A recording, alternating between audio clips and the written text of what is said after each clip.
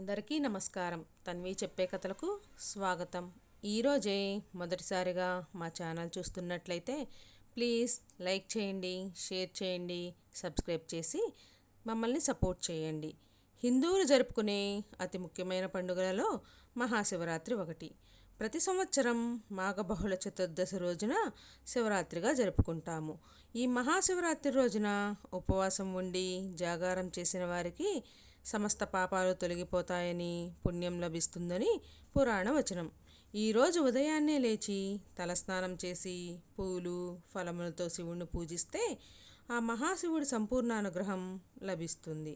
మరి ఎంతో విశేషమైన ఈ శివరాత్రి రోజు మహిమాన్వితమైన ఈ కథను వింటే చాలు ఆ మహాశివుడి అనుగ్రహం మీకు లభిస్తుంది. జన్మజన్మల పాపాలు తొలగి కోటి జన్మల పుణ్యం లభిస్తుంది. మరి ఆ కథ ఏంటో మనం ఇప్పుడు ఈ వీడియోలో తెలుసుకుందాం.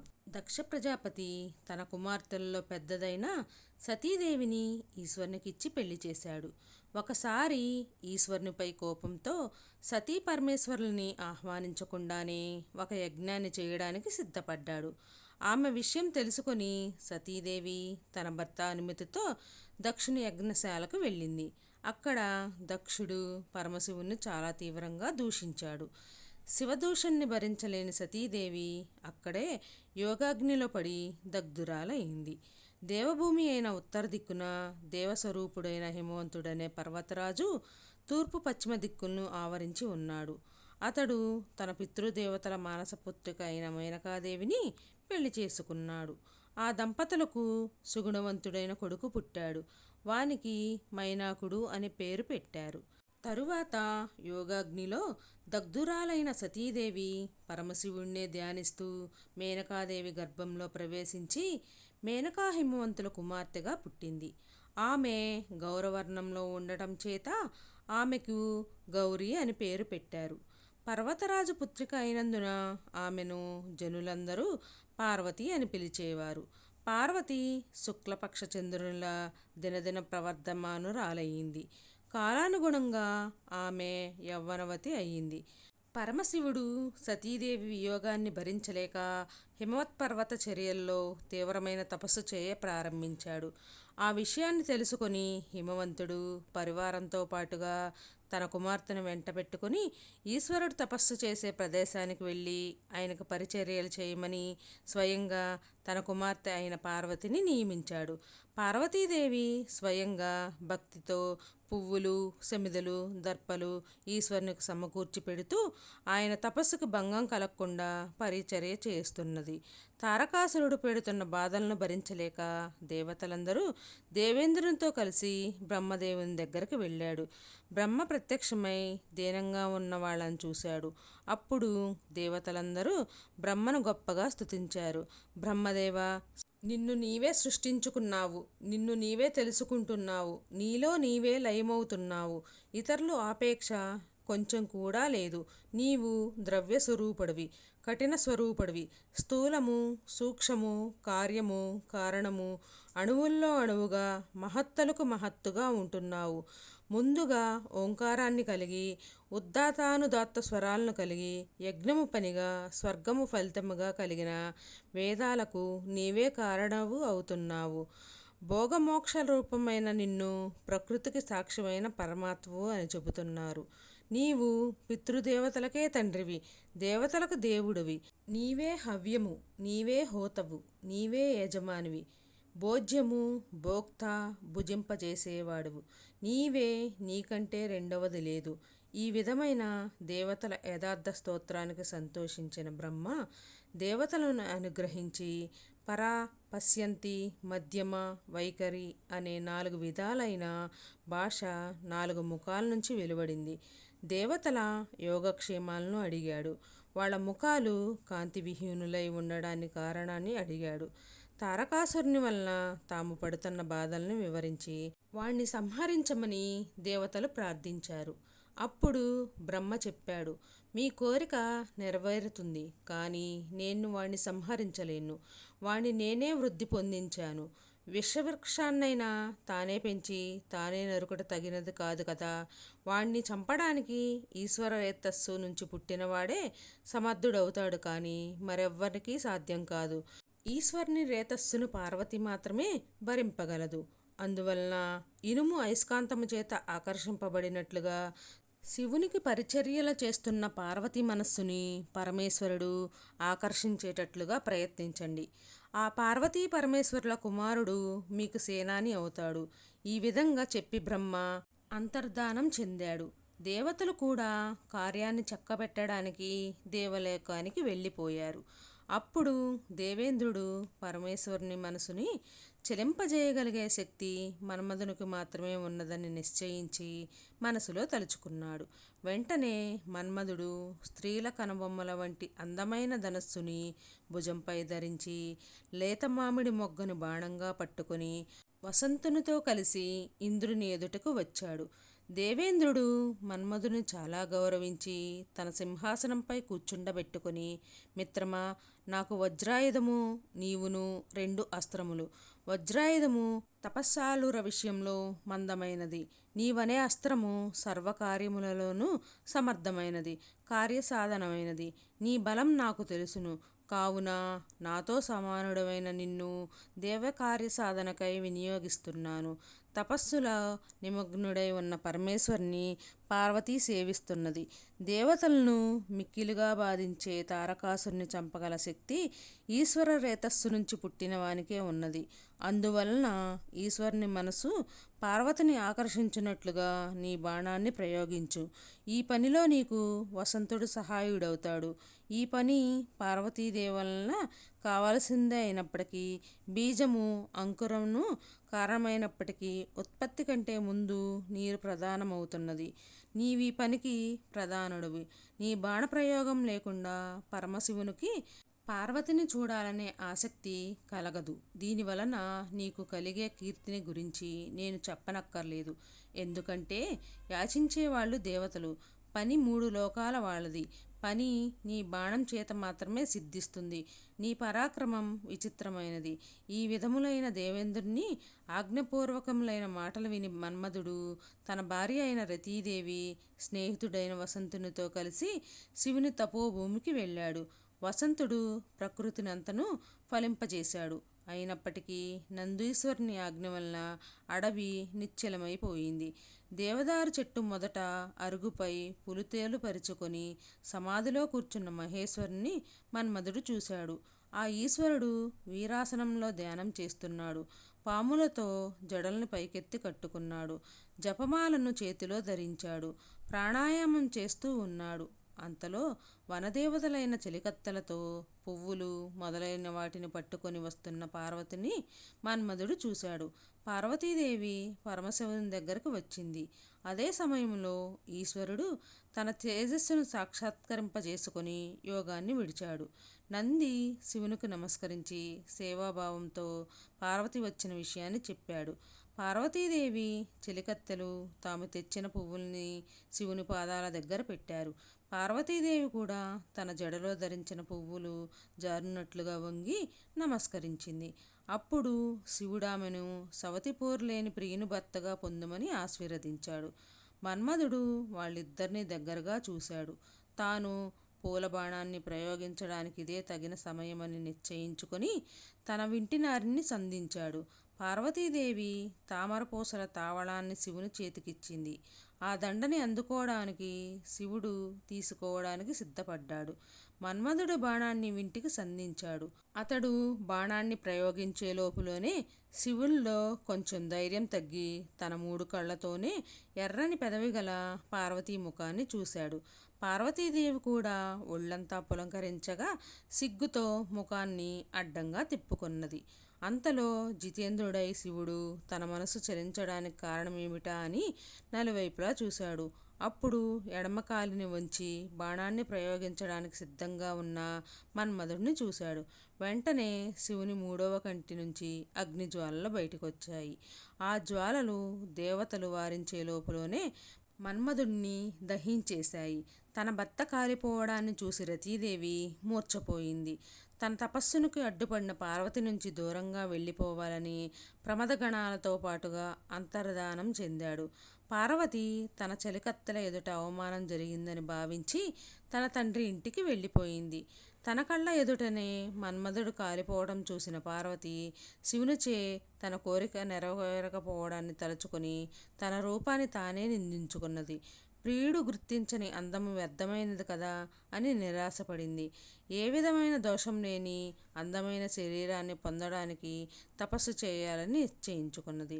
సగము శరీరాన్నిచ్చే భర్తను పొందడానికి తపస్సు మాత్రమే సాధనమని అనుకున్నది. తన కూతురు నిశ్చయాన్ని తెలుసుకున్న మేనాదేవి ఉమా అని పలికింది. తల్లి వద్దు, అందుచేతనే పార్వతిని ఉమాదేవి అని పిలుస్తున్నారు.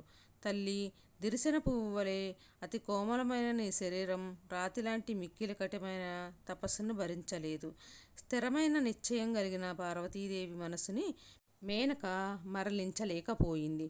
పట్టుదలగల మనసుని లోతునకు ప్రవహించే నీటిని ఎవ్వరూ నిరోధించలేరు కదా. నిశ్చల చిత్తురాలైన పార్వతీ కోరిక తెలుసుకున్న తండ్రి హిమవంతుని తన కోరిక నెరవేరే వరకు తాను తపస్సు చేసుకోవడానికి అనుమతించమని చెలికత్త చేత అడిగించింది.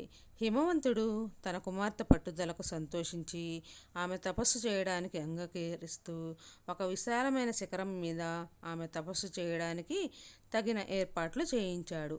అప్పుడు పార్వతీదేవి తపస్సు చేసిన శిఖరమే నేడు గౌరీ శిఖరంగా పేరు పొందింది.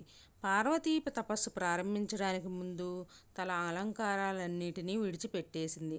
సూర్యకాంతి గల నారచీరను కట్టుకున్నది. ఆమె ముఖం తలదువ్వి పువ్వులతో అలంకరించినప్పుడు ఎంత అందంగా ఉండిందో తపస్వినిగా జడలు కట్టినప్పుడు కూడా అంతే అందంగా ప్రకాశిస్తున్నది. తపోనియమాన్ని అనుసరించి పార్వతి ముంజత్రాటిని 3 పేటలుగా ధరించి దాని చేత ఆమె కంటి భాగం కందిపోయి ఎర్రగా అయ్యింది. ఆ దేవి పెదవులకి లత్తుక పూయుటకు ఒంటికి మంచి గంధాన్ని పూసుకోవడానికి ఉపయోగించే చేతులు ఇప్పుడు దర్భలను కోయడానికి జపమాలను తిప్పడానికి ఉపయోగిస్తుంది. శ్రేష్టమైన మెత్తని పక్కపై పడుకునే పార్వతి తన చేతినే దిండుగా చేసుకొని రాతిపై పడుకుంటున్నది. వ్రతనియమంలో ఉన్న గౌరీదేవి తన విలాస చేష్టను తీయగల యందును చంచల దృష్టి ఆడులేళ్ల యందును మాత్రమే నింపి ఉంచింది.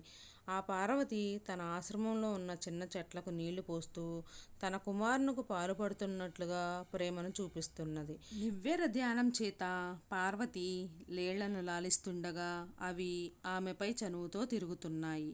స్నానము, హోమము, నారచీర ధారణము, స్తుతిపాఠము కలిగిన గౌరీదేవిని చూడడానికి ఒకనాడు మునులు వచ్చారు.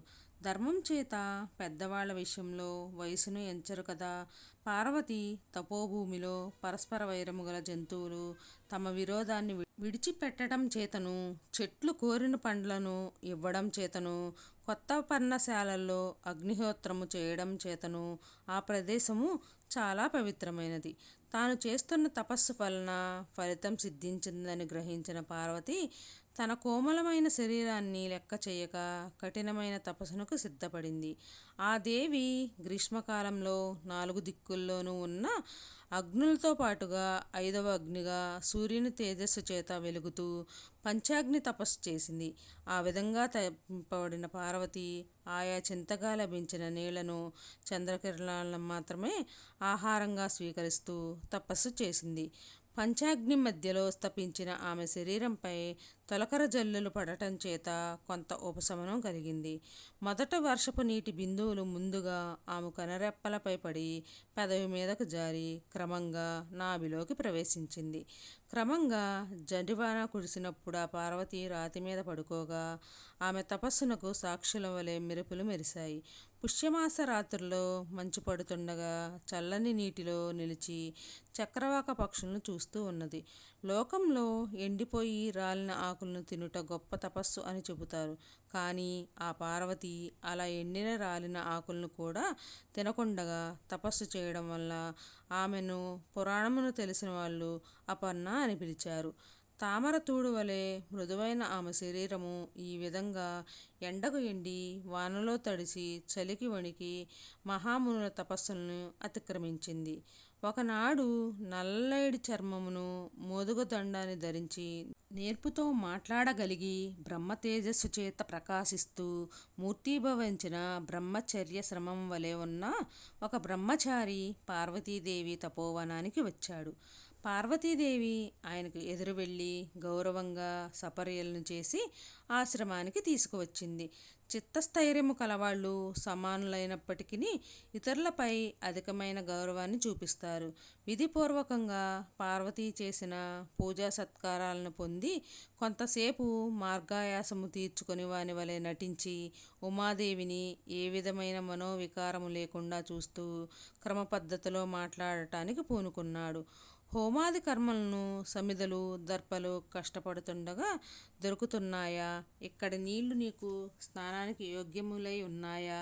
నీ శక్తిని అనుసరించే తపస్సు చేస్తున్నావు కదా. ఎందుకంటే ధర్మ సాధనలో శరీరమే మొదటిది కదా. నీవు నీళ్లు పోసి పెంచుతున్న ఈ తీగల చిగుళ్ళు బాగా పెరుగుతున్నాయా? నీ చెంచములైన చూపుల చేత లేళ్ళు తమ జాతి దానవే అనే భ్రమతో నీ చుట్టూ తిరుగుతూ నీ చేతిలోని దర్పలను లాగినప్పుడు నీకు వాటిపై కోపం కలగటం లేదు కదా. ఎందుకంటే తపస్సు చేసేవాళ్లకు కోపం కలగకూడదు. పార్వతి, అందము పాపకార్యాన్ని చెయ్యనివ్వదు అనే మాట నీ యందు సత్యమై ఉన్నది. అందుచేతనే మునులందరూ నిన్నే అనుసరిస్తున్నారు. నీ తండ్రి అయిన హిమవంతుడు నిన్ను కుమార్తెగా పొందడం వల్ల పవిత్రుడైనట్లుగా మరి ఇతరములైన వాటి చేత పవిత్రుడు కావడం లేదు. నీవు త్రివర్గాల్లో ధర్మాన్ని మాత్రమే అనుసరించడం వల్ల నేను ధర్మమే త్రివర్గాల్లో గొప్పదని తెలుసుకున్నాను. 7 మాటల చేత స్నేహం ఏర్పడుతుందని విద్వాంసులు చెబుతున్నారు. కావున సుందరి, నన్ను పరాయివాణ్ణిగా భావించకు. బ్రాహ్మణుకు సహజమైన స్వభావం చేతను నీతో ఏర్పడిన స్నేహం చేతను గొప్ప సహనగుణం గల నిన్ను ఒకటి అడగాలనుకుంటున్నాను. రహస్యము కానిదైతే సమాధానం చెప్పు. మొదట బ్రహ్మ అయిన హిరణ్య గర్భుని వంశంలో పుట్టిన దానివి. 3 లోకాల సౌందర్యము రాశిగా పోసి సృష్టించబడిన అందగత్తెవి. ఐశ్వర్య సుఖం కోసం నీవు వెతకనక్కర్లేదు. కొత్త యవ్వన వయస్సులో ఉన్నదానివి. ఇంతకంటే తపస్సుకు ఫలితమేమిటో చెప్పు. సాధారణంగా స్త్రీలు భరించలేని అవమానాన్ని పొందినప్పుడు మాత్రమే ఈ విధమైన తపశ్చర్యకు పూనుకుంటారు. అటువంటిది నీకు ఎన్నడూ జరగలేదు. ఎందుకంటే ఇతరులెవ్వరికీ లభించని విచారము లేని రూప సౌందర్యము కలదానివి. నీ తల్లిదండ్రుల వల్ల నీకెటువంటి అవమానము కలగదు. ఇంకా ఇతరుల వలన ఏ విధంగానూ అవమానం జరగదు. పాము పడగపై ఉన్న మణిని పొందడానికి ఎవడూ సాహసించడు గదా. యవ్వనంలో ధరించవలసిన ఆభరణాలను విడిచిపెట్టి ముసలితనంలో ధరింపవలసిన నారబట్టలను ఎందుకు ధరించావో చెప్పు. చంద్రుడు నక్షత్రాలతో కూడిన రాత్రి సమయంలో సూర్యోదయానికి అర్హమవుతుందేమో చెప్పు. స్వర్గాన్ని కోరి తపస్సు చేస్తున్నదానివైతే నీ శ్రమ వ్యర్థమే. ఎందుకంటే నీ తండ్రి నివాస భూమిలే దేవతా విహార స్థలాలు. లేదా వరుణు గురించి తపస్సు చేస్తున్న దానవైతే ఇంకా తపస్సు చాలించు. రత్నాన్ని ధరించేవాళ్లే వెతుక్కుంటారు కానీ రత్నం తనను ధరించే వాళ్ళ కోసం వెతకదు కదా. నీ వేడి నిట్టూర్పు వలన నీవు వరుణుని కోసమే తపస్సు చేస్తున్నట్లుగా నా మనసులో సందేహం కలుగుతున్నది. నీవు వరించదగినవాడే ఉండడు. అయినా నీవు వరించినప్పటికీ లభించిన వాడెవడుంటాడు? ఆహా, నిన్ను ఇంతగా కష్టపెడుతున్న ఆ యువకుడెవడో గాని తన సౌందర్య గర్వంతో మోసపోయాడని నేను భావిస్తున్నాను. ఇటువంటి స్థితిలో నిన్ను చూసిన మనసున్న వానికెవరికైనా మనసు మండుతుంది. ఓ గౌరీ, ఎంతకాలం నీవిలా కష్టపడతారు? ఇంక నీ తపస్సు చాలించు. నేను కూడా తపస్సు చేసిన వాడనే. కావాలంటే నా తపస్సులో సగభాగాన్ని నీకు ఇస్తాను. దానివలన నీవు కోరిన ప్రియుణ్ణి పొందవచ్చు. అతడెవడో నాకు చెప్పు అని ఈ విధంగా బ్రహ్మచారి అయిన బ్రాహ్మణుడు అడగ్గా సిగ్గుతో తాను చెప్పలేక ప్రక్కనున్న తన చెలికత్త వైపు క్రీగంటితో సైగ చేసింది. అప్పుడా పార్వతీ చెలికత్తె బ్రహ్మచారితో చెప్పింది. విద్వాంసుడా, మా పార్వతిని గురించి తెలుసుకోవాలని నీకు కుతూహలంగా ఉన్నది. చెబుతాను విను. ఈమెను దేవేంద్రుడు మొదలైన సంపన్నులైన నలుదిక్పాలకులకు పెళ్లి చేసుకోవడానికి సిద్ధపడినప్పటికీ వాళ్ళని తిరస్కరించి రూపం చేత జయింప శక్యం కానివాడు, మన్మధుని జయించినవాడు అయినా మహేశ్వరుని భర్తగా పొందదలిచి తపస్సు చేస్తున్నది. పూర్వము మన్మధుడు ప్రయోగించిన బాణాన్ని ఈశ్వరుడు హూంకారంతో కోపించగా అది వెనక్కి వచ్చి ఈ పార్వతీ గుండెల్లో గాఢంగా నాటుకున్నది. అప్పటినుంచి తండ్రి ఇంట మదనావస్థను పొందిన పార్వతి నుదిటిపై చందనాన్ని పూసుకున్నప్పటికీ ఒక్కనాడు కూడా ఉపశమనాన్ని పొందలేదు. మంచుతో గట్టిపడిన రాతి పలకపై పడుకోగా ఈమె శరీరపు వేడికి ఆ మంచు పలక కరిగిపోయిందేమో కానీ ఈమెకు చల్లదనం కలగలేదు.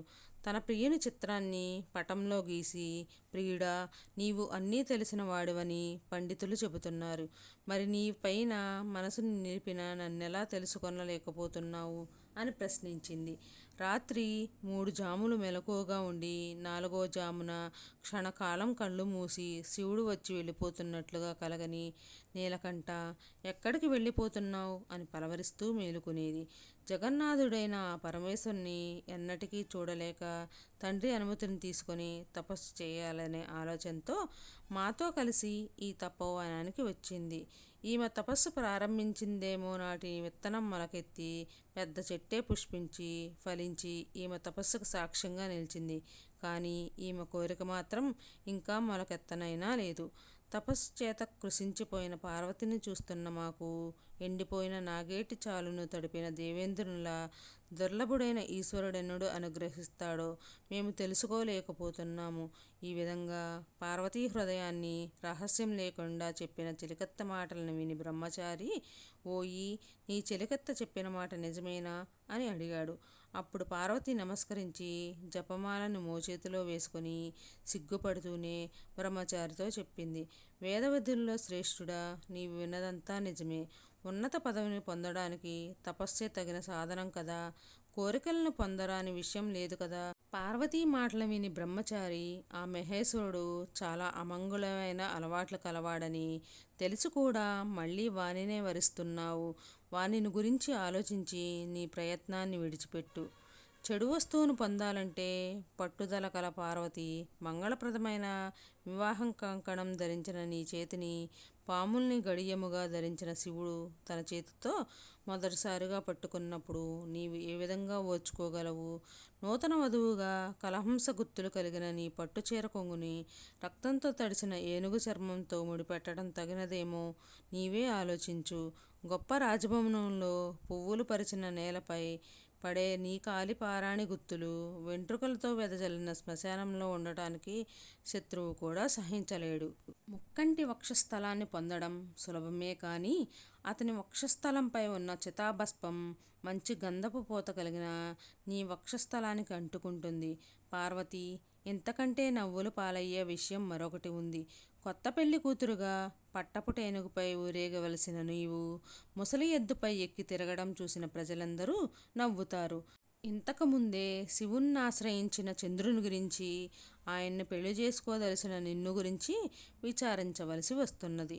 పార్వతి, శివునిలో వరుణకు ఉండవలసిన లక్షణాల్లో ఏ ఒక్కటైనా ఉన్నాయేమో ఆలోచించు. శరీరపు అందాన్ని చూస్తే వంకర కన్నులు, పుట్టుక ఎటువంటిదో ఎవ్వరికీ తెలియదు. దిగంబరత్వమే అతని సంపదను తెలియజేస్తున్నది. అందువలన ఈశ్వరుని పెళ్లి చేసుకోవాలనే ఆలోచనని విడిచిపెట్టు. పుణ్యలక్షణాలైన నీకు అటువంటి చెడు లక్షణాలు గల ఈశ్వరునికి సంయోగం తగినది కాదు. శ్మశానంలో ఉన్న మరణశిలకి, యజ్ఞశాలలో ఉన్న యూపస్తంభానికి చేసే వైదిక పూజని చేయరు కదా. ఈ విధంగా శివుని గురించి తిరస్కారంగా మాట్లాడిన బ్రహ్మచారితో పార్వతీదేవి కోపంతో చెప్పింది. నీవు నిజంగా ఈశ్వరుని పరమార్థాన్ని తెలిసిన వాడవు కావు. అందుచేతనే నాతో ఈ విధంగా మాట్లాడుతున్నావు. లోక సామాన్యము కాని కారణమూహింపలేని మహాత్ముల గురించి అవివేకులు ఈ విధంగానే ద్వేషిస్తారు. ఆపదలకు ప్రతీకారంగా గాని, సంపదలు కోరుకున్నవారు గాని మంచి గంధం మొదలైన సుగంధ ద్రవ్యాలని, అలంకారాలను స్వీకరిస్తారు. ఏ విధమైన కోరికలు లేని ఈశ్వరునికి వీటితో పనిలేదు. ఈశ్వరుడు దరిద్రుడైనప్పటికీ సంపదలన్నిటికీ కారణమవుతున్నాడు. శ్మశాన నివాస అయినప్పటికీ 3 లోకాలకు అధిపతి అవుతున్నాడు. భయంకర రూపం కలిగినప్పటికీ శివుడు అని చెబుతున్నారు. శివుని నిజతత్వాన్ని ఎవ్వరూ ఎరుగరు. శివుడు ఆభరణాలను ధరిస్తాడు, పాములను ధరిస్తాడు, ఏనుగు చర్మాన్ని ధరిస్తాడు, పట్టుబట్టని ధరిస్తాడు, పుణిని పట్టుకుంటాడు. బాలచంద్రుని ధరిస్తాడు. విశ్వమూర్తి అయిన శివుని శరీరము ఇలా ఉంటుందని నిర్ధారణ చేయలేంది. శివుని శరీర స్పర్శ చేత చితాభస్మం పరిశుద్ధిని కలిగిస్తుంది. కావుననే ఆయన తాండవం చేసినప్పుడు రాలిన భస్మాన్ని తలపై ధరించడానికి దేవతలు తన కిరీటాలకు పూసుకుంటారు.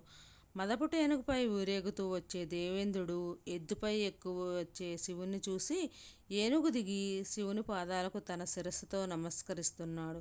ఓ ఈ బ్రాహ్మణ, నష్ట స్వభావం చేత శివునిలో అన్ని దోషాలనే చెప్పబోయి ఒక్కటి మాత్రం నిజమే చెప్పావు.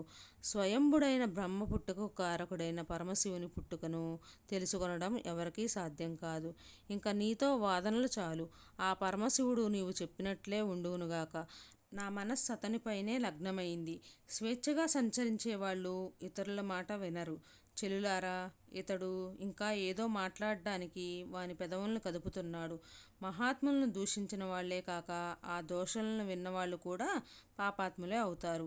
వీనిని నివారించండి, లేదా నేనే ఇక్కడి నుంచి వెళ్ళిపోతాను అని చెప్పి పార్వతి అక్కడ నుంచి లేచినప్పుడు ఆమె పమిట జారింది.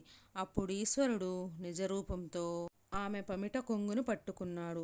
ఆమె వెనక్కి తిరిగి చూసి ఒళ్ళంతా చెమటతో తడవగా వణుకుతున్నదై ముందుకు వెళ్ళడానికి ఎత్తిన కాలిని ఎత్తినట్లే ఉంచి ప్రవాహానికి కొండ అడ్డుపడిన నదిలా పర్వతపుత్రిక ముందుకు వెళ్ళలేక అక్కడే నిలవలేక బొమ్మలా ఉండిపోయింది. అప్పుడు ఈశ్వరుడు, సుందరాంగి, నీ తపస్సు చేత నన్ను నీవు కొన్నావు. నేటి నుంచి నేను నీ పాదసేవకుణ్ణి అని చెప్పాడు. ఆ మాటలను విని పార్వతి తాను తపస్సు వల్ల పొందిన కష్టాన్ని మరిచిపోయింది. కష్టము ఫలించగానే తిరిగి క్రొత్త శక్తి పుడుతుంది. తన తండ్రి కన్యాదానం చేయగా తనను భార్యగా స్వీకరింపమని పార్వతి తన చెలికత్తె చేత శివునికి చెప్పించింది. పార్వతీ మాటలకు శివుడు అంగీకరించి సప్తమహర్షుల్ని స్మరించాడు. తపస్సు చేత తేజవంతులైన సప్తమహర్షులు అరుంధతీదేవితో కలిసి నలువైపులా ప్రకాశింపజేస్తూ శివుని దగ్గరకు వచ్చారు. ఆ మహర్షులు ముత్యాల జంధ్యాలను ధరించి బంగారపు నారవస్త్రాలను కట్టుకొని రత్నాల జపమాలను చేతుల్లో పట్టుకొని విరాజిల్లుతున్నారు. సూర్యుడు తన గుర్రాలను క్రిందికి దింపి తన రథానికి ఉన్న జెండాను వంచి సప్తమహర్షులకు అరుంధతికి నమస్కరించాడు. ప్రళయకాలంలో లోకాలన్నీ నశించినప్పుడు శ్రీ మహావిష్ణువు ఆదివరాహ రూపంలో భూదేవితో పాటుగా ఈ మహర్షులను కూడా తన కోరలతో పైకెత్తి పట్టుకున్నాడు. ప్రపంచకారుడైన బ్రహ్మ తర్వాత మిగిలిన సృష్టి చేయడం వలన ప్రాచీనులైన కృష్ణదైవపాదనాదులు ఈ మహర్షులను ప్రాచీనులై బ్రహ్మల్ని స్తుతించారు. జన్మాంతర ఫలితాలను అనుభవిస్తున్నప్పటికీ ఆ మహర్షులు ఇంకా తపస్సును చేస్తూనే ఉన్నారు. అటువంటి మహర్షుల మధ్యన తన భర్తనే చూస్తూ వస్తున్న అరుంధతీదేవి ఆ ఋషులు తత్ఫలాన్ని సిద్ధింపజేసే దేవతలా ప్రకాశించుచున్నది. శివుడు ఆ మహర్షులందరినీ సమాన భావంతోనే గౌరవించాడు. పరమశివునికి అరుంధతిని చూడగానే తాను కూడా భార్యను పొందాలనే కోరిక ఎక్కువైంది. పతివ్రతలైన భార్యలే ధర్మసాధనముకు మూలమైన వాళ్ళు. శివునికి భార్యను పొందాలనే కోరిక కలగగా మన్మథునికి ఉపశమనం కలిగింది. సాంగముగా 4 వేదాలను అధ్యయనం చేసిన ఆ మహర్షులు సంతోషంతో జగద్గురువైన పరమశివునితో చెప్పారు. మేము వేదాలని నియమపూర్వకంగా అభ్యసించినందుకు, విధి ప్రకారంగా హోమం చేసినందుకు, మేము చేసిన తపస్సునకు నేడు మాకు ఫలితం సిద్ధించింది. జగత్ప్రభువైన నీవు మమ్మల్ని స్మరించడం వల్ల మా కోరిక సిద్ధించింది. నిన్ను మనసులో కలిగిన వాడే పూజ్యుడైనప్పుడు నీ మనసులో ఉన్నవాళ్ళు పూజ్యుల్లో శ్రేష్ఠులవుతారు. ముందే మేము సూర్యచంద్రుల కంటే ఉన్నతమైన స్థానాన్ని పొంది ఉన్నాము. ఇప్పుడు నీవు మమ్మల్ని స్మరించడం వల్ల ఇంకా ఉన్నతమైన స్థానాన్ని పొందిన వాళ్ళమయ్యాము. గొప్పవారి ఆదరణము తమ గుణాల్లో విశ్వాసము కలిగించడం చేత మేము నీచే గౌరవాన్ని పొంది మేము గొప్పవాళ్ళగా భావించుకుంటున్నాము. నీవు మమ్మల్ని స్మరించినందువలన వచ్చిన సంతోషాన్ని నీకు చెప్పము. విరూపాక్ష, అంతర్యామివైన నీవు మేము ఏమి చెప్పగలము? నిన్ను మేము స్వయంగా చూస్తున్నప్పటికీ నీ యథార్థత్వాన్ని మేము గ్రహింపలేము. బుద్ధులకు అతీతుడవైన నీ ఆత్మస్వరూపాన్ని మాకు చెప్పు. సృష్టి స్థితి సంహారాలలో ఈ రూపం దేనికి సంబంధించింది? సరే, నీ స్వరూప విషయాన్ని అలా ఉంచు ప్రభు. నీవు స్మరించంగా వచ్చిన మేము చెయ్యదగిన కార్యాన్ని ఆదేశించండి. అప్పుడు ఈశ్వరుడు చెప్పాడు, ఏ విధమైన కార్యమైనను నా స్వార్థము కోసము కాదని మీరెరుగుదురు. నేను 8 మూర్తులతో ఈ స్వరూపాన్ని పొందానని మీకు తెలిసినదే కదా. అటువంటి నేను వర్షం కోసం దేవేంద్రుని ప్రార్థించిన చాతక పక్షిలా దేవతల శత్రువైన తారకాసుని సంహరించడానికి సంతానాన్ని పొందమని నన్ను ప్రార్థించారు. అందువలన యజమాని హోమాగ్ని సృష్టించడానికి చంద్రకర్ణను కోరినట్లుగా పార్వతీదేవి యందు నేను పుత్ర సంతానాన్ని పొందాలనుకుంటున్నాను. మీరు హిమవంతుని దగ్గరికి వెళ్ళి నాకు పార్వతినిచ్చి పెళ్లి చేయవలసిందిగా కోరండి. పెద్దలు కుదిర్చిన సంబంధములకు విరోధములుండవు. మహోన్నతుడైన స్థిరమైనవాడు భూభారాన్ని వహిస్తున్న హిమవంతుడు చాలా పూజనీయుడు. వానితో సంబంధమునకు నాకు శ్రేష్టమైనది. లోకంలో ఋషులు చెప్పిన మాటలే ఆచారములు అవుతున్నాయి. కాబట్టి హిమవంతునితో ఏ విధంగా మాట్లాడాలో మీకు నేను చెప్పనక్కర్లేదు. పూజ్యురాలైన అరుంధతీదేవి కూడా అక్కడ కార్యాన్ని నిర్వహిస్తుంది. సాధారణంగా వివాహ విషయాల్లో స్త్రీలే సమర్థులై ఉంటారు. అందువలన మీరు వెంటనే కార్యసిద్ధికై ఓషధీప్రస్థపురానికి వెళ్ళండి. మళ్ళీ మనం ఈ మహాకోశ తీరంలోనే కలుసుకుందాం. యోగులకు ఆద్యుడైన పరమేశ్వరుడే భార్యను కోరుతున్నాడని తెలుసుకున్న మహర్షులు తాము భార్యలతో కూడి ఉన్నందుకు సిగ్గును విడిచిపెట్టారు. అప్పుడు చాలా మంచిదని చెప్పి ఆకాశ మార్గంలో ఓషధీ ప్రస్థానికి వెళ్ళిపోయారు. పరమేశ్వరుడు కూడా తాను ముందుగా నిర్దేశించిన స్థలానికి వెళ్ళిపోయాడు. మహర్షులు ఆకాశ మార్గంలో చాలా వేగంగా ఓషధీ ప్రస్థపురానికి వెళ్ళారు. ఆ పట్టణం అలకా పట్టణం కంటే సంపన్నమైన స్వర్గలోకంలా ఉంది. మహర్షులు ఆ పట్టణాన్ని చూసి స్వర్గం కోసం చేసే పుణ్యకార్యాలు మోసములని భావించారు. ద్వారపాలకులు ఆ మహర్షులను చూస్తూ ఉండగానే వాళ్ళు హిమవంతుని మందిరానికి వెళ్ళారు. హిమవంతుడు పూజ ద్రవ్యములతో మహర్షులకు ఎదురుగా వెళ్ళి స్వాగతించాడు. స్వయంగా మహర్షులను సత్కరించిన తర్వాత హిమవంతుడు తానే దారి చూపుతూ అంతఃపురానికి తీసుకువెళ్ళాడు. అక్కడ ఋషులను కర్రలతో చేయబడిన ఉన్నతాసనాలపై కూర్చోబెట్టి తానొక ఆసనంపై కూర్చొని మహర్షులతో చెప్పాడు, ఊహించని మీ దర్శనం నాకు మేఘం లేని వర్షంలాగాను, కనిపించని పువ్వులు పండ్లుగాను తోస్తున్నది. మీ అనుగ్రహం వల్ల నేను మూఢుడు జ్ఞాని అయినట్లుగా, ఇనుము బంగారం అయినట్లుగాను, భూమి నుంచి స్వర్గానికి వెళ్ళినట్లుగాను భావిస్తున్నాను. సత్పురుషులు నివసించిన ప్రాంతాన్ని తీర్థమని చెబుతారు. కాబట్టి నేను ఈనాటి నుండి ప్రాణులను పవిత్రులను చేయగలవాడినని భావిస్తున్నాను. బ్రాహ్మణోత్తములారా, నా శిరస్సుపై గంగ పడటం చేతను, పరిశుద్ధములైన మీ పాదజలం చేతను నేను పరిశుద్ధుడైనాను అని భావిస్తున్నాను. ఓ మునులారా, స్థావరాత్మకమైన దేహం మహర్షుల పాదధూళి చేతను, జంగమాత్మకమైన దేహం మహర్షుల కార్యాన్ని సిద్ధింపచేయడం చేతను అనుగ్రహింపబడినది.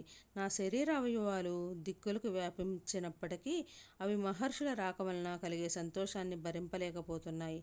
తేజరూపులైన మీ దర్శనం వల్ల నాలో ఉన్న రజోగుణము తమోగుణము రెండూ నశించాయి. నేను మీకు చేయవలసిన పని ఏమీ లేదు. ఏదైనా ఉంటే నన్ను పరిశుద్ధిని చేయడానికి మీరే వచ్చినట్లుగా భావిస్తున్నాను. మీ కోరికలు లేకపోయినప్పటికీ మాకు ఏ పనైనా ఆదేశించండి. ప్రభువులు ఆజ్ఞాపించడమే అనుగ్రహం అవుతుంది. ఇదిగో నేను, ఈమె నా భార్య, ఈమె నా కూతురు. మీకు ఏ కార్యము ఎవరెవరి వల్ల జరగాలో ఆదేశించండి. బంగారము మొదలైన సంపదలకు లెక్కలేదు. ఈ విధంగా పలికిన హిమవంతుని మాటలు గుహల్లో ప్రతిధ్వనించుటగా స్పష్టాలయ్యాయి. అప్పుడు చెప్పవలసిన విషయాన్ని చక్కగా చెప్పడంతో నేర్పరి అయిన అంగీరసును మాట్లాడమని ప్రేరేపించాడు. అంగీరసుడు హిమవంతునితో చెప్పాడు, నీవు కోరిన దానిని ఇవ్వడానికి చాలా సముద్రుడివి.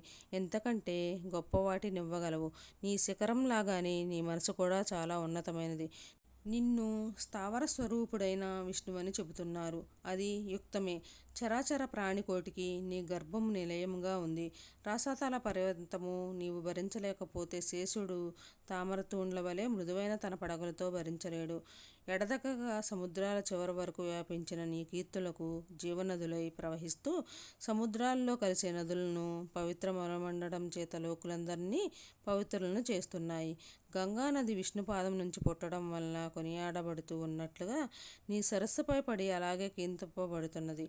అడ్డంగాను పైకి క్రిందకి వ్యాపించే స్వభావం కలిగిన విష్ణువులకు గల త్రివిక్రమ రూపం నీకు స్వభావం చేతనే సిద్ధించింది. యజ్ఞభాగాన్ని పొందే వాళ్ల మధ్యలో స్థానాన్ని పొందినందువలన నీ వలన బంగారుమయమైన ఉన్నత శిఖరం గల మేరు పర్వతాన్ని ఔన్నత్యం వ్యర్థమైపోయింది. నీలో కఠినత్వాన్ని అంతను స్థావరరూపమైన శరీరంలోనే ఉంది గాని నీ జంగమ రూప శరీరం మాత్రము సజ్జనులను ఆరాధించడంలో వినయవంతమైంది. అందువలన మేము వచ్చిన కారణాన్ని విను. ఆ పని నీదే. కళ్యాణముల బోధన వలన ఈ విషయంలో కొంత భాగాన్ని మేము కూడా పొందుతాము.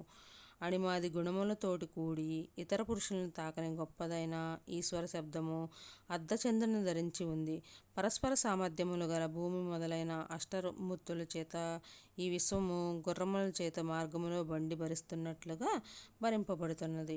తత్వవేత్తలు తమ దేహాల్లోనే వెతుకుతారు. విద్వాంసులు జన్మరహితమైన స్థానమును గలవానిగా చెబుతారు.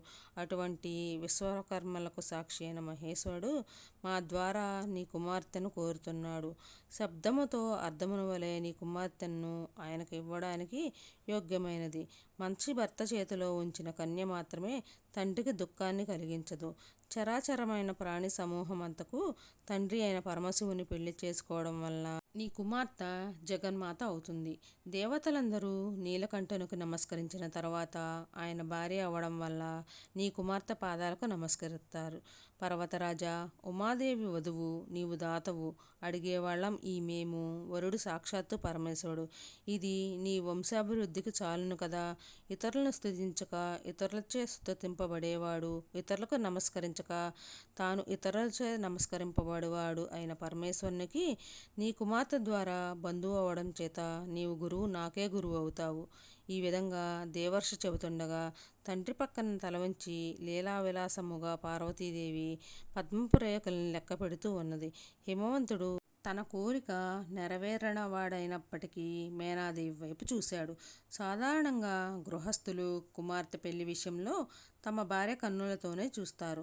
మేనకాదేవి కూడా తన భర్తకిష్టమైన ఆ కార్యమంతా తనకిష్టమే అన్నట్లుగా తల ఊపింది. పతివ్రతలే విషయంలో నైనా భర్తనే అనుసరిస్తారు కదా. అంగీరసుని మాటలకు ఇదే సమాధానం అన్నట్లుగా శుభముగా అలంకరించుకున్న కుమార్తె చేతిని హిమవంతుడు పట్టుకొని, తల్లి రా, ప్రపంచరూపుడైన శివునికి భిక్షగా నియమించబడిన దానవయ్యావు. యాచించేవాళ్ళు మునులు. నాకు గృహస్థ ఫలితం సిద్ధించింది. ఈ విధంగా కుమార్తెతో చెప్పిన హిమవంతుడు మహర్షులతో ఈ త్రిలోచనుని భార్య మీకు నమస్కరించుచున్నది అని చెప్పాడు. మహర్షులు హిమవంతుని మాటలకు సంతోషించి పార్వతీదేవికి వెంటనే ఫలించే ఆశీర్వచనాలను పలికారు.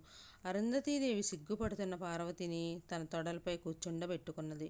కూతురుపైన ఉన్న ప్రేమ చేత మేనాదేవి దుఃఖించుచుండగా ఇంతకుముందు వేరొక భార్య లేని పరమేశ్వరునికి నీ కుమార్తె భార్య అవుతున్నదని ఓదార్చింది. హిమవంతుడు మహర్షుల్ని పెళ్లి ముహూర్తం ఎప్పుడని అడగగా నేటికి 4వ రోజున అని చెప్పారు. వాళ్ళు హిమవంతుని అనుమతిని పొంది తిరిగి పరమేశ్వరునికి చెప్పడానికి ఆకాశ మార్గంలో వెళ్ళాడు. పరమేశ్వరుడు కూడా పార్వతిని పొందాలనే కుతూహలంతో 4 రోజులు అతి కష్టంగా రోజులు గడిపాడు. 3 రోజుల తర్వాత హిమవంతుడు శుక్లపక్షంలో లగ్నము నుంచి సప్తమ స్థానంలో చంద్రుడు ఉండగా బంధువులతో కలిసి కన్యాదానం చేయడానికి దీక్షను పొందాడు. పార్వతీదేవిపై అభిమానంతో పట్టణంలోని ప్రతి ఇంటిలోనూ పెళ్లి సంబంధములైన మంగళకరములైన పనులు చేస్తున్నారు. అంతఃపురము పట్టణము అంతా ఒకటే అన్నట్లుగా పెళ్లి అలంకరణలు జరిగాయి. మందార పుష్పాలతో రాజ్యమార్గాన్ని అలంకరించారు. పట్టు వస్త్రాలతో నగరమంతా జెండాలను నిలబెట్టారు. బంగారపు తోరణాలతో అలంకరించారు. ఆ పట్టణం స్వర్ణశోభిని పొందింది. అనేకులు కొడుకులు కూతుళ్ళు ఉన్నప్పటికీ భర్త ఇంటికి వెళ్ళిపోతుందనే బాధతో తల్లిదండ్రుల ఆమెపై ప్రేమ అధికమైంది. ఆ పార్వతి ఆశీర్వచనాలను పొందుతూ బంధుజనుల ఒడిలోకి చేరింది. ఒకరు అలంకరించిన తర్వాత వేరొకరు ఈ విధంగా బంధువులందరూ తమ తమ ఒడిలో కూర్చోబెట్టుకొని అలంకరించారు. ఉత్తర పల్గుని నక్షత్రంలో చంద్రుడుండగా ప్రాతకాల ముహూర్తంలో పార్వతిని పెళ్లి కూతురుగా పుణ్యవంతులైన బంధువులు స్త్రీలు అలంకరించారు. ఆ గౌరీదేవిని తెల్లని ఆవుపిండితో లేత గరికలను నూరి నలుగుపెట్టి అభ్యంగ స్నానం చేయించారు. తరువాత స్త్రీలందరూ పార్వతిని పెళ్లి కూతురుగా గొప్పగా అలంకరించారు. పార్వతి ముత్తైదువులకు నమస్కరించగా వాళ్ళు అఖండమైన పతి ప్రేమను పొందమని దీవించారు. మహాశివుడు కూడా నంది భుజాన్ని ఆలంబనం చేసుకుని శార్దూల చర్మాన్ని కప్పిన ఎద్దుపై ఎక్కి ప్రయాణమయ్యాడు. సప్తమాతృకులు తమ తమ వాహనాలపై శివుణ్ణి అనుసరించారు. తరువాత ప్రమదగణాలు సూరాలను ధరించి మంగళతూర్య నాదాలతో అనుసరించారు. శివునికి సూర్యుడు విశ్వకర్మ నిర్మించి ఇచ్చిన గొడుగునిచ్చాడు. తరువాత మొదటి బ్రహ్మ అయిన చతుర్ముఖుడు, శ్రీవత్సలాంఛుడైన విష్ణువు సాక్షాత్తు ఆ మహాదేవుని సమీపానికి జయశబ్దాలు చేస్తూ వచ్చారు. ఇంద్రాది లోకపాలకులు శుభలక్షణాలైన వస్త్రాభరణాలను ధరించి వచ్చి శివునికి నమస్కరించారు. మహాదేవుడు వారందరినీ యతీరతిగా గౌరవించాడు. వాళ్ళందరికంటే ముందుగా సప్తమహర్షులు నిలవగా చిరునవ్వుతో శివుడు ఈ వివాహ యజ్ఞానికి మీరు అధర్వులుగా ప్రవర్తించండని కోరాడు. అందరూ ఆకాశ మార్గంలో ఓషధి ప్రస్థపురానికి చేరుకున్నాడు. హిమవంతుడు దేవతల రాకను తెలుసుకొని ఆనందంతో వస్త్రాలంకారాది సంపదల చేతను ఏనుగులతోనూ సపరివారంగా ఎదురువెళ్ళి సాదరంగా దేవతలందరికీ స్వాగతం పలికి విడిది గృహానికి తీసుకుని వెళ్ళాడు. దారిలో ఓషధీప్రస్థ స్త్రీలు తమ పనులను విడిచిపెట్టి మేడలపై నుంచి కుతూహలంతో పరమశివుని చూశారు. అక్కడ శివునికి పట్టు వస్త్రాలను ధరింపజేసి క్రొత్త వెన్నెల చేత సముద్రంలో పార్వతీదేవి దగ్గరకు తీసుకొని వెళ్ళారు. హిమవంతుడు పార్వతిని తీసుకొని రాగా శివుడు ఆమె చేతను స్వీకరించాడు. పార్వతీ పరమేశ్వర పారిగ్రహణ సమయంలో ఎదురుగా ఉత్తమమైన కాంతిపుంజము ఆవిర్భవించింది. ఆ ఉమామహేశ్వరుల దాంపత్య శోభ వర్ణింపశక్య కానిదైంది. ఆ దంపతులు ఎత్తైన అగ్నిజ్వాల చుట్టూ ప్రదక్షిణ చేశారు. పురోహితుని మాటని అనుసరించి ఆ దంపతులు 3 సార్లు ఆ అగ్నికి ప్రదక్షిణం చేశారు. వధువైన పార్వతిని బ్రాహ్మణులు ఆశీర్వదించారు. తల్లి, ఈ అగ్ని మీ వివాహ కర్మకి సాక్షి అయినది. నీ భర్త అయిన శివునితో కలిసి నిర్విచారముగా ధర్మాన్ని ఆచరించుము. ఈ విధంగా పార్వతీ పరమేశ్వరుల కళ్యాణము ప్రజాపత్యం అనే వివాహ పద్ధతిలో జరిగింది. భవానీదేవి చెవుల్ని విస్తరించి యాజ్ఞికుల మాటలను శ్రద్ధగా విన్నది. తరువాత ధ్రువ నక్షత్రాన్ని చూడమని చెప్పగా సిగ్గుతో తల ఎత్తి చూసింది. ఈ విధంగా పురోహితుని చేత నిర్వహింపబడిన పాణిగ్రహణ కార్యక్రమమైన తరువాత దంపతులు మేనాహివంతులకు నమస్కరించి తరువాత పితామహునికి నమస్కరించారు. బ్రహ్మ కళ్యాణి వీరమాతవు కమ్మని దీవించాడు. బృహస్పతి పార్వతీ సమేతుడైన శివుని చూసి మనసులో శాంతిని పొందాడు. తరువాత ఆ దంపతులు చతురస్ర వేదికపై బంగారపు ఆసనాలపై కూర్చొని లోకాచారాన్ని అనుసరించి పరస్పరం తడిసిన అక్షతలను చల్లుకున్నారు. లక్ష్మీదేవి పొడవైన నాళంగల పద్మాన్ని గొడుగుగా పట్టుకున్నది. సరస్వతీదేవి సంస్కృత ప్రాకృత రూపములైన 2 విధములైన భాషలతోనూ స్తుతించింది. ఈ విధంగా దంపతులైన పార్వతీ పరమేశ్వరులకి ముందుగా పార్వతీ మనస్సంకల్పం చేత వినాయకుడు జన్మించాడు. తరువాత దేవకార్యమైన తారకాసుర సంహారం నిమిత్తమై పరమేశ్వరుని రేతస్సు నుంచి మరొక పుత్రుడు జన్మించాడు. వానికే సుబ్రహ్మణ్య స్వామి అని, కార్తికేయుడని, షణ్ముఖుడని వివిధమైన పేర్లున్నాయి. ఈ విధమైన పవిత్రమైన పార్వతీ కళ్యాణాన్ని భక్తితో చదివిన వాళ్ళకి, విన్న వాళ్ళకి అనేక శుభాలు కలుగుతాయి. పుత్రులు లేని వాళ్ళకి సుగుణవంతులైన పుత్రులు జన్మిస్తారు. పెళ్లి కాని స్త్రీ పురుషులకు అన్యోన్యమైన అనుకూలమైన సహచరులు లభిస్తారు. ఇది నిరాకారుడైనప్పటికీ లోక కళ్యాణం కోసమే సాకారుడై లోకచారాన్ని అనుసరించి దాంపత్య సుఖాన్ని అనుభవించిన పరమాత్ముని మాయా విలాసము. ఓం నమ శివాయ.